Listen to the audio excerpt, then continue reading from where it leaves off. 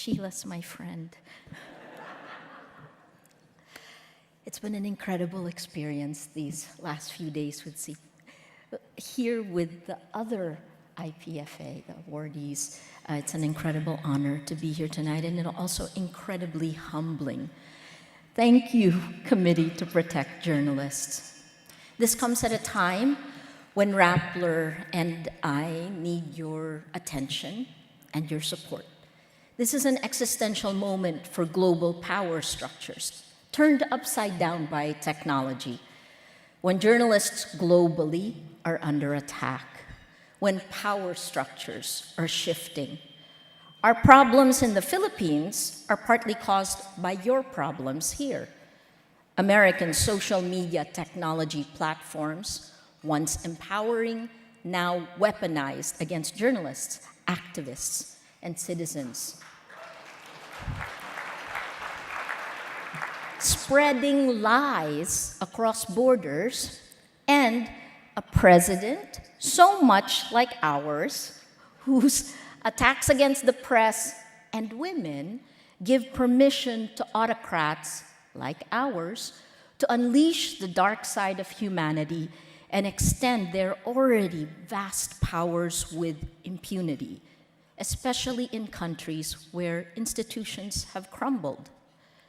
We at Rappler fight impunity on these two fronts, the Philippine government and Facebook, which is essentially our internet. Both seed violence, fear, and lies that poison our democracy.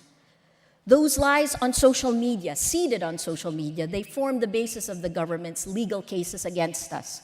They were planted and seeded a year before they erupted and the cases were filed. This latest tax evasion case reclassifies Rappler as a dealer in securities. I'm obviously not a stockbroker, right? I would get paid more. Because I'm a journalist, I'm now labeled a criminal and can go to prison for 10 years. With this announced indictment, my government has bent the law to the point of its breaking point. It has perverted the rule of law and used it against journalists and perceived critics, weaponized, like social media. Facebook connects more than 2.3 billion people around the world, and because of that, national boundaries have collapsed. There is a global playbook. You see it, right? And autocrats are learning from each other. The most compromised accounts during Cambridge Analytica, for example, were here in the US, the second in the Philippines.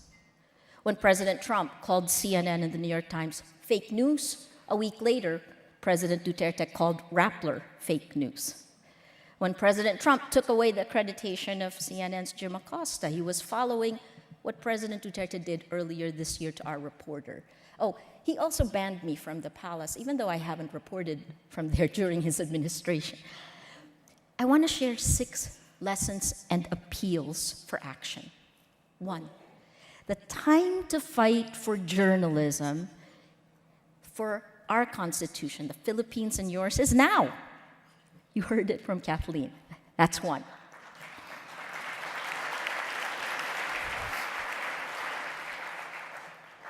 2, don't stay quiet when you are attacked. The exponential lies on social media, coupled with the president's words, yours and mine, manufactured truth. Silence is consent.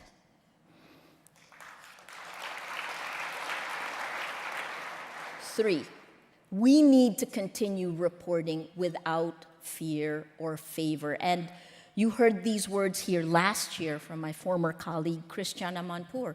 We need to be truthful, not neutral.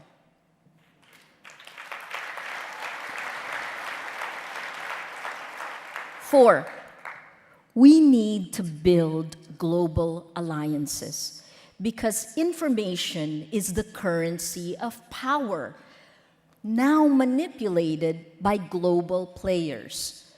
You have the Mueller investigation here. Well, if Russia is doing B2C, China is doing B2B. You know what I mean by that? Startups. Check out Freedom House's report released this month, which shows how China is exporting its digital authoritarianism to other countries. It's happening. 5, we need to hold tech platforms to account.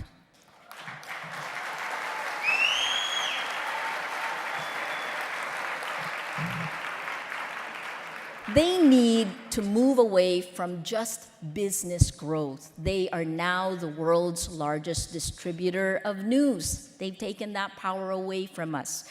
So they have to take on the responsibilities journalists once had as gatekeepers.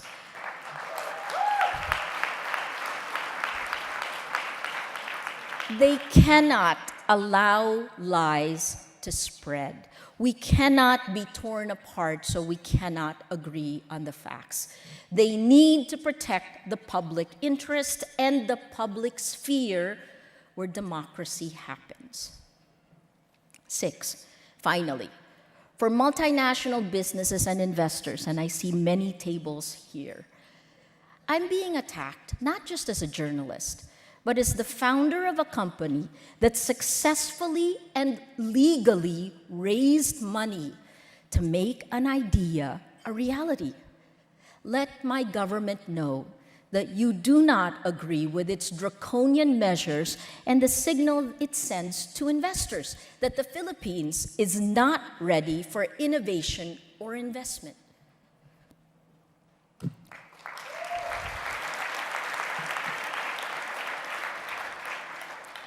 For each of us in this room, it's about values and principles.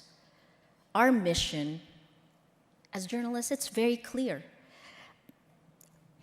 Patricia Evangelista, who dedicated her life the past 2 years to the drug war and our impunity series, the drug war that has killed thousands to tens of thousands.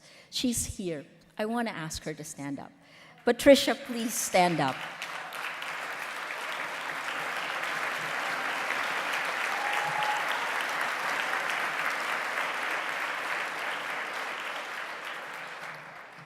My team, the men and women of Rappler, or the women and men of Rappler, we're 64% women.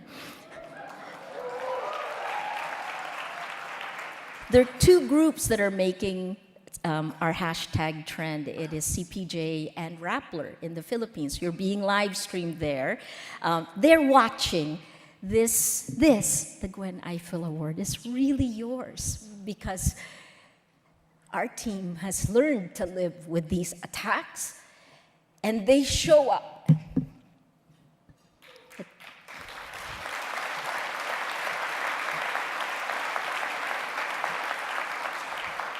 They show up every day to fight back. This award is for them. You don't really know who you are until you're forced to fight to defend it, right?